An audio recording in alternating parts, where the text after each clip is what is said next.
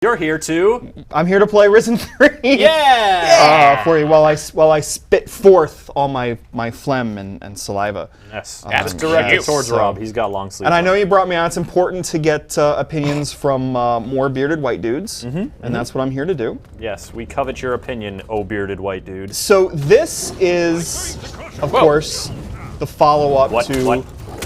Did you just teleport? Risen and Risen 2. Tricky guy.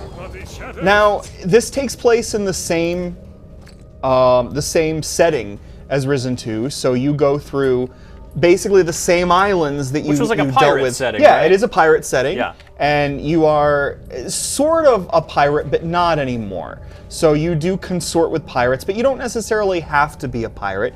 You eventually have to side, however, with one of the game's many factions. Like 4 basic Good guys, factions. bad guys, weird guys. Not really bad guys. They're all. It's really one of those things where you're trying to band everybody together to take on the giant, the giant demons and stuff that are overtaking the world. Darkness has come, and your character is Steelbeard's son. Steelbeard being from earlier in the series. So you're actually, if you remember Patty, you're her brother. So, oops. It's very easy to sometimes speak to your companion. So you can always take a companion with you this time. So you've got bones. I do have bones, but there are several. Maybe in a bit I'll go back to the ship and show you who else I have available. This is maybe about halfway through the game here. I finished on Sunday. You conquered it? I did conquer the game on Sunday. I'm in the process of writing a review now.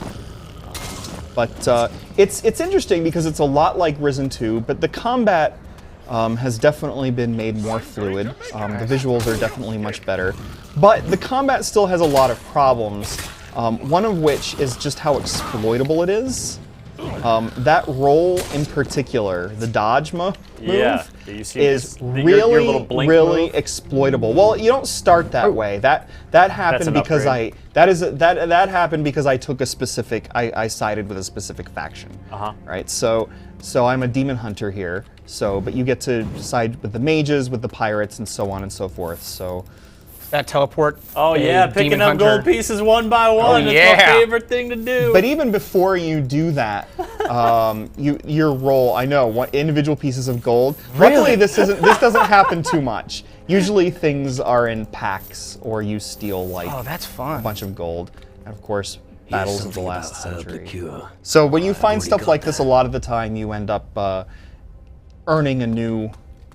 Earning something new, like a new quest to go after, or sometimes you learn about treasure locations that way. You just steal a clam from a dead goblin? Totally.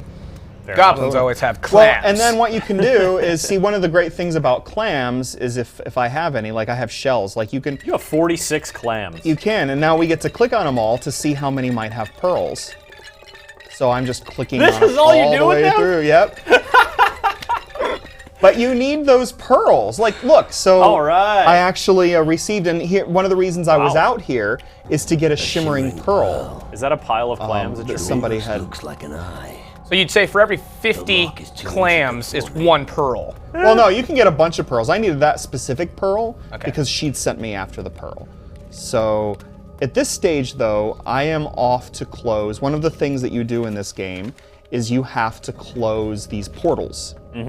That demons come through. So that's one of your main tasks. You can't be having demons just coming through all So, right? Me and Bones, who is a druid, he's my favorite companion of all of them. I don't know exactly how many there are. There's like 7 or 8 companions, something like that. Maybe it's only 6, but it's around that. He's my favorite. One of the problems with companions is that a lot of them kind of are the same. Like, oops, that was already an open. They're kind of boring. So, well, I like them as personalities. The problem is that functionally, a lot of them don't really do much. Like, different from the last. Ooh, jump down there, So, go to that skull cave. I'm gonna come down here. This seems dangerous. And one thing that has returned from Risen is the nauseating way it handles its camera when you're leaping or falling. But anyway, if you played Risen, then you know of which I speak. Wow, you really are just legit just dropping down this hole. You do take fall damage, but I'm graceful not going down so far. Is gravity reduced in the world of Risen? You just like I already have his. Look at that white tree. Yeah, well, see, the thing is, you've lost your spirit. So you can also go into this kind of spirit mode to help identify certain things, but it's really useless. It's such a superfluous thing that I'm not even sure why it was left in. But yeah, so eventually bones will catch up. Sometimes companions have a hard time navigating. But have a hard time gently falling down. And so now to deal with some minions. Just a reminder that if you guys have any questions for Kevin about Risen 3, we're taking a look in the twitch.tv/GameSpot chat, as well as the comments on GameSpot.com. You can pass them along to him, and you can find out all about what exactly a Titan Lord is. Kevin, what is a Titan Lord? Well, they're basically they're Titan Lords. Are they giant versions of humans that wear no clothes? They're and like to eat humans? They're demigods basically in this world. Okay. There's Bones. I'm just trying to get out of the way because I wanted to unsheath my weapon. And he's dead. One of those moves. Another nauseating camera movement when you get those finishing moves. Now you can block. Now Risen 2, when it was originally released, you couldn't dodge or block, and it was some of the most frustrating combat ever in the history of combat. You just have to like stand there and take it. Yeah, well, there were ways that you could try to deal with it, but I mean, the combat in that sense is much improved. It's much more fluid than it used to be, and it is the same world, but it's a lot different now. So, I mean, they've really upped the visuals in a lot of ways, which is good. It's still not. It looks like there's some neat environmental design going on. I like those fungi on the wall. I mean, it's not visually the most attractive thing ever. I mean, there are definitely much better looking RPGs out there, but they really did clean up a lot of stuff. Some of my favorite things are in the character models when you really get in close. Some of them used to be really. So is the teleport, is that class specific, or is that something you just picked up later on? Oh, well, it's not really a teleport. All it is it's the dodge with a new animation. Oh. So it now has the new animation. You just don't see me dodge anymore. Gotcha. So You just don't see you at all. Yeah, exactly. But it's functionally exactly the same. Nice job. You gonna steal all those ghouls' bones? Yeah. Now, you can't always get bones. One of the most interesting things, which is a carryover, is how leveling up works. Which is that you do have like your individual things that you can level up, like melee and ranged and spirit and magic and so forth. But to actually earn new skills, you still have to go buy them, and those act as thresholds to the things that you can actually buy. So you buy them with just currency? You buy them with currency. You buy them with bones. You have to go clams. to a trainer and spend gold on those. So. Oh! You're quick, Goblin.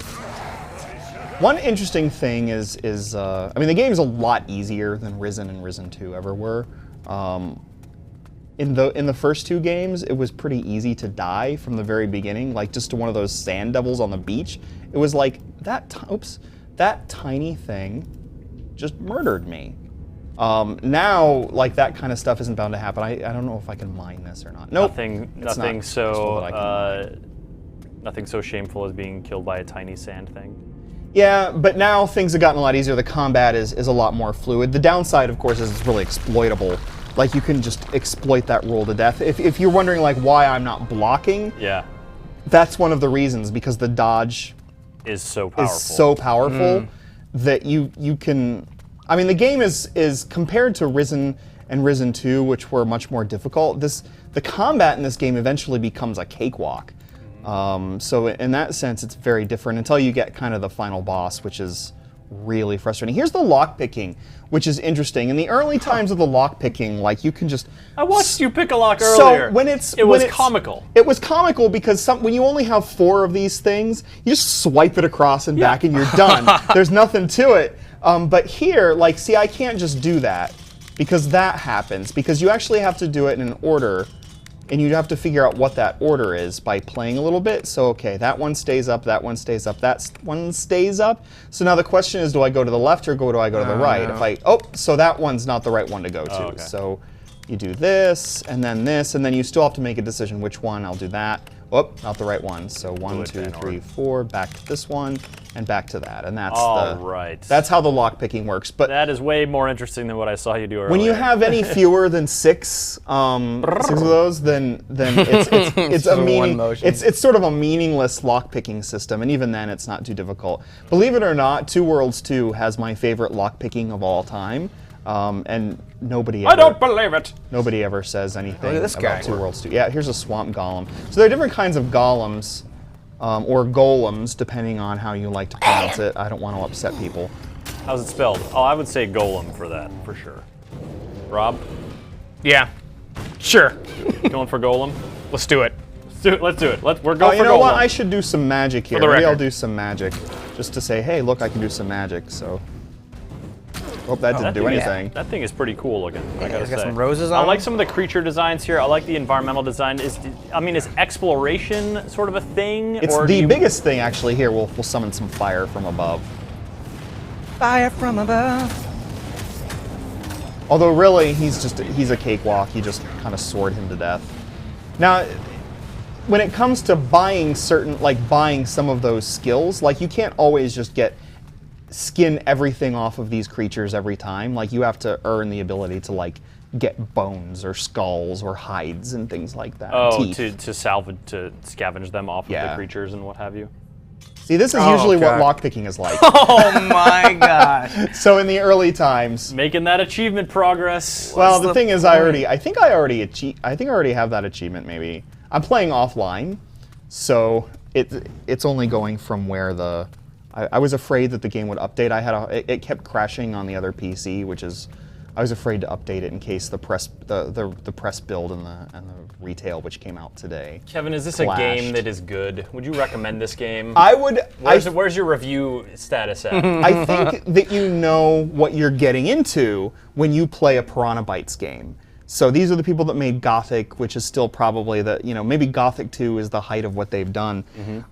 But you sort of know what you're getting into. You know that you're going to get a game with lots of adventure and lots of stuff to do in it and lots of cool places to go.